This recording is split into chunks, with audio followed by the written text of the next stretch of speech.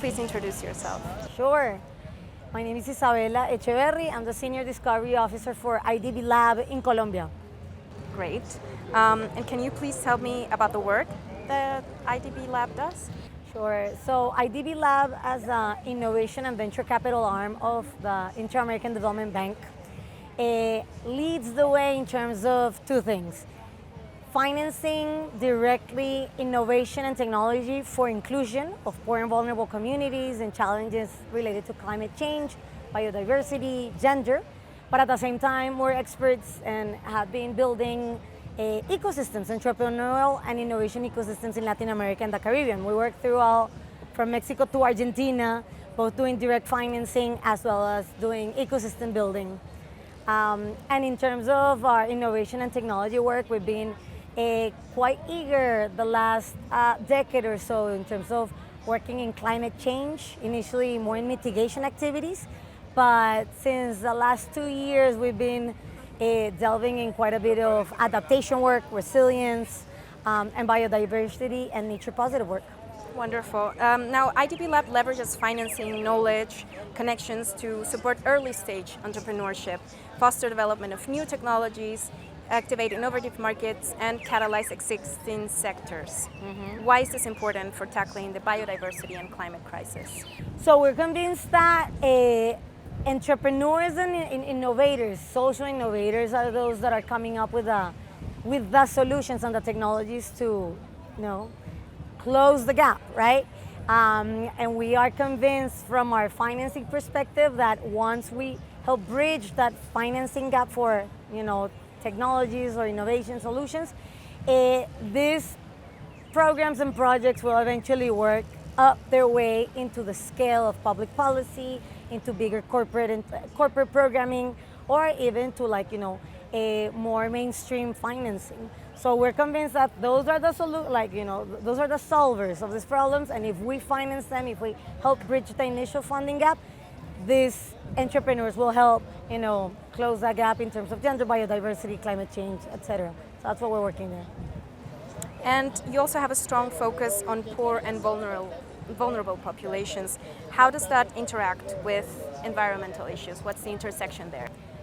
There's a complete intersection, because at the end, it's those poor and vulnerable populations, the ones that get most affected by climate, right?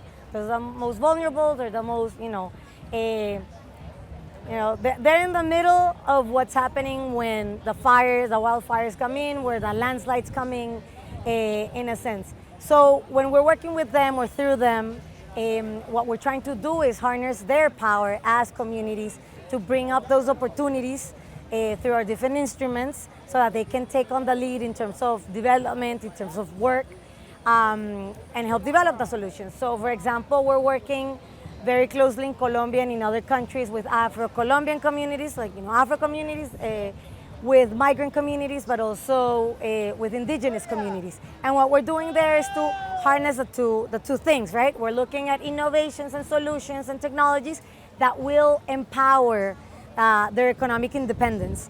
So in the case of the Afro communities in Colombia, we just launched the first Habitat Bank, the first Afro-Colombian communal territory owned Habitat Bank. It's 1,300 hectares that are being protected in an Afro-Colombian territory. And this Habitat Bank, it's interesting because it's the first one in Colombia that's owned by a collective territory. It's like a first of its kind, but also it's a first of its kind because we're using tokens to emit, we're emitting biodiversity credits using blockchain technology, so that the financial markets and those who want to own volunteer tokens can actually bring this funding down into the communities. So they're taking power of their territory, making sure that what they have been doing for the last dozens of decades in terms of biodiversity protection is actually getting paid for through this credit. So that's the sort of thing that we're doing, working with poor and vulnerable, but at the same time using technology for biodiversity. How can we leverage blended finance to de-risk investments in biodiversity projects? So the one thing that we do as direct financiers and having our different instruments is that we are financing at the earliest stage where nobody else is coming in, right? So we're taking on the first risk right there. Through our IDB Lab, discovery unit, but also we have an investment unit that takes on the growth and scale component of like this investment. So that's like a first thing.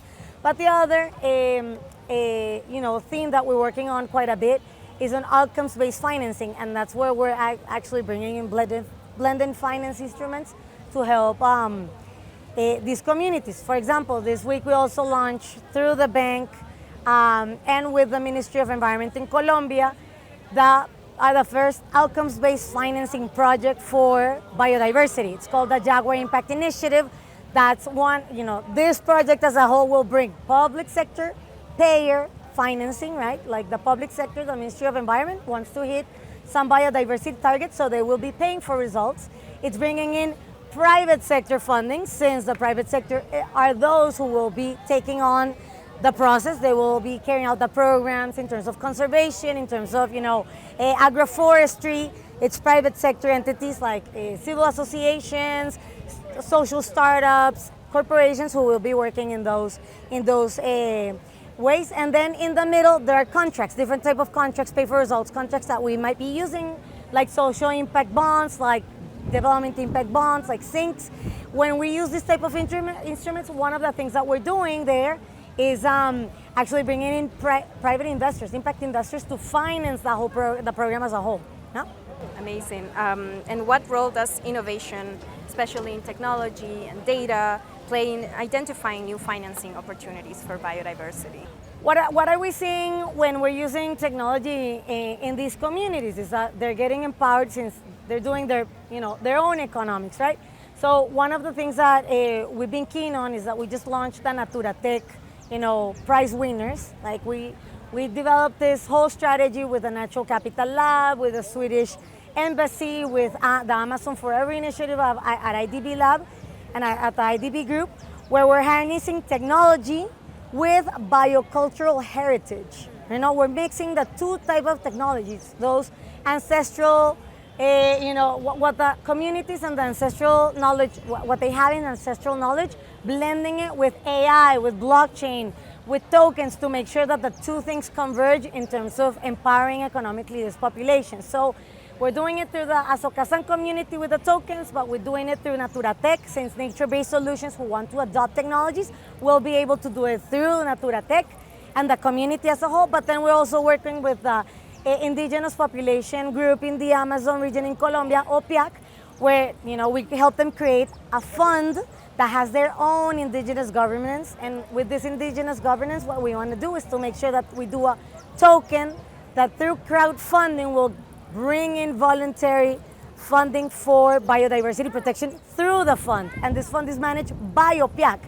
This, in a sense, is the first time that like a multilateral development bank institution finances directly an indigenous organization. This is one of the things that IDB Lab is doing at the frontier of all the other multilateral development banks. Because one of the things that we've seen at COP16 is that everybody's talking about empowering indigenous communities. Yes, Afro-Colombian communities or Afro communities who work in biodiversity, but very few are actually financing them directly. We're taking on, through these instruments, through blended finance, through innovation, we're taking on the first risk of working with them. Yeah. Help learning together. How do we come together to do these projects?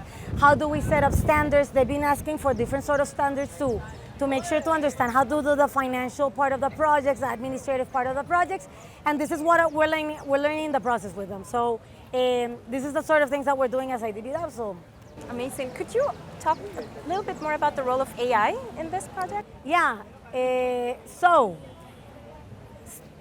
specifically AI in the Natura Tech, one of the things that we're looking at is the use of AI, for example, through satellites and through the monitoring of what's going on with illegal mining, for example, or what is going on in terms of biodiversity identification. So this project specifically was looking at nature-based solutions, so nature tourism spots in different points of Latin America who had needed to adopt technologies like AI to make sure that they could, that they could use the technology to identify better the species, to communicate better what they're doing, to bring more funding and financing to the projects that they're taking care of. So one of the things that Natura Tech did was identify the nature-based solutions, identify the technology, and we're financing the adoption. We're crossing it. So that's an example, but then we're also doing more than AI. We're doing the blockchain components of it, where we're doing the layers of tokens and through the different links to make sure that we're doing traceability, which is one of the things that we've been talking about in COP16 a lot, right? The outcome side, the impact side. We've heard a lot of a lot of financing is coming in, but then what's happening with the impact?